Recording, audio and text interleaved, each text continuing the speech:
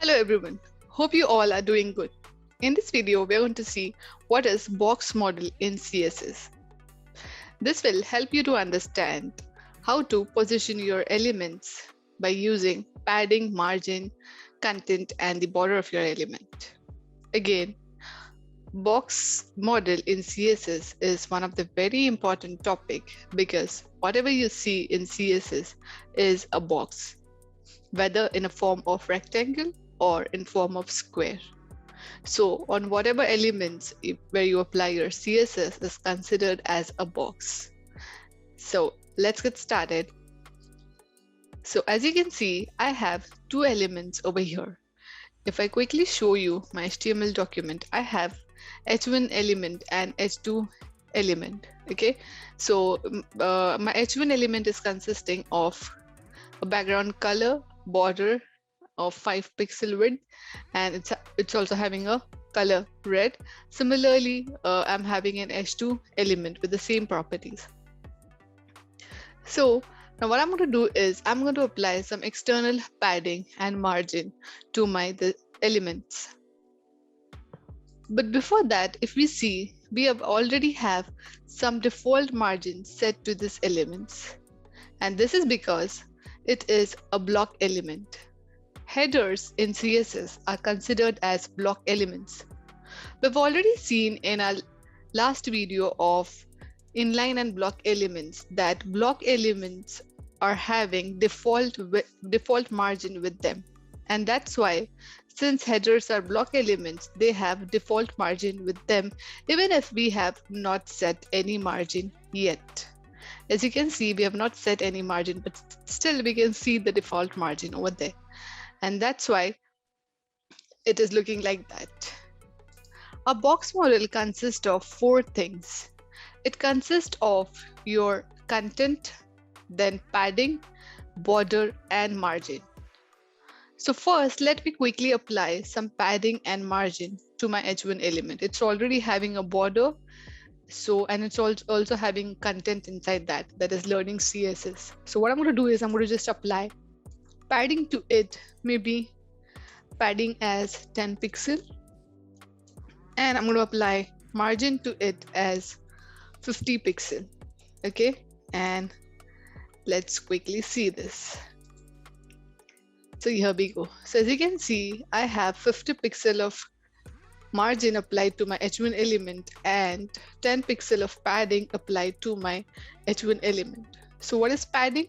Padding is the distance between your content. This is my content. So the distance between my content and the border of my element. So this is the border of my element and this is the content.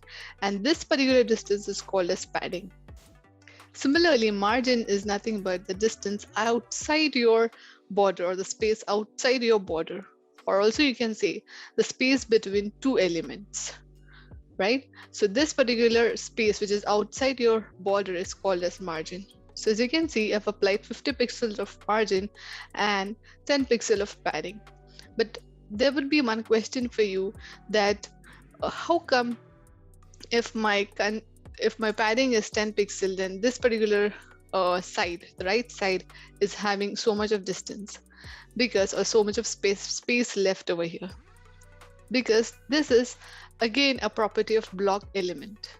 So block element consists or takes the whole width of your web page, and that's why here you can't exactly see the 10 pixel of padding which we have applied, right?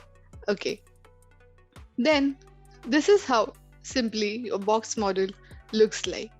I'll show you one of the very important and interesting thing, and that is how to inspect your elements in CSS or in HTML. So we can simply right click over here on the browser and click on this inspect. So here below you can see that here we can see whatever styles or whatever CSS we've applied to our elements are displayed over here. If I click on this computed button, you can see a box over here. This box is actually representing this element, as I told you, every element in CSS is considered as a box model. So that's what it is showing. See, this is our element, and we have applied this many properties to our elements. That is margin of 50 pixel, border of 5 pixel, padding of 10 pixel, and then we've applied, and it has taken the default width and height. Okay. So what I'll do is I'll quickly go and I'll apply width and height as well to my H1 element. So I'll apply width of maybe 150 pixel, and I'll apply height of 150 pixel. So here you can see the height into width ratio of my box is turned into 150 into 150 pixel, which we have just applied, right? So this is how your box model looks like. It is consisting of 4 major things, that is your content, your padding, your border, and your margin. So as I hover over this, you can see that it is highlighting it on the actual element. So this 150 into 150, this box, internal box, is your content. As you can see on the left hand side as well, it is highlighting the content, right? When I'm moving over here to padding, so this particular box from the border of your content to the border of your to the the distance between the border of your content and the content, this particular distance is your padding, and the same gets highlighted on the left side. Similarly, when I move to border, you can see it has highlighted it with an orange color, and same for margin, right? So this is how a box model works. I want to show you one of the important thing again over here, and that is, if for example I hover over here on this element, you can see on the left hand side it is showing the properties which are applied on this element, and you can also see that it's showing 180 into 180 width into height ratio, whereas we have applied 150 into 150 only, but still it is showing 180 into 180. And this is because whenever the element height and width is calculated, it is actually adding the padding and border values as well. So what it's doing is, in 150 it is adding this 10 and 5 from this side and 10 and 5 from the right side. So 10 plus 5, 15, so this is in total 30, and plus 150 becomes 180. Same goes for height, and that's why you can see over here 180 into 180. But in case you don't want your element to add the padding and border in the height and width which you have set externally, you can use a property called as box sizing. So this property will help you to give the exact size or exact width and height which you have applied externally, and it will avoid adding the padding and border values in it. So what it's going to do, just quickly we'll see it. So box sizing is equal to border box. Let's see how this will work.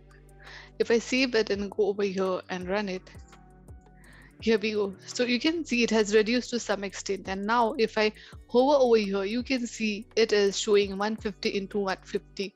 Earlier it was showing 180 into 180, despite that we had applied 150 into 150 height and width.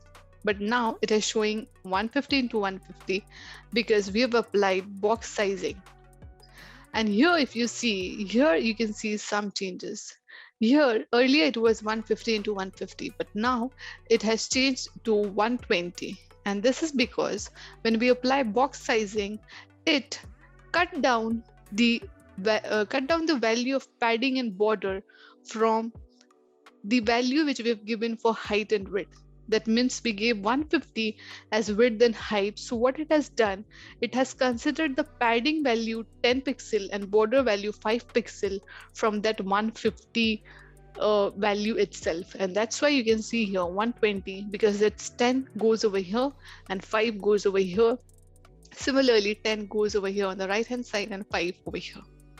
And this is how it's adjusts itself, and it actually shows 150 into 150 height into width ratio of your element, which we wanted. It will not consider margin when it is calculating the height and width. Margin is not considered while calculating.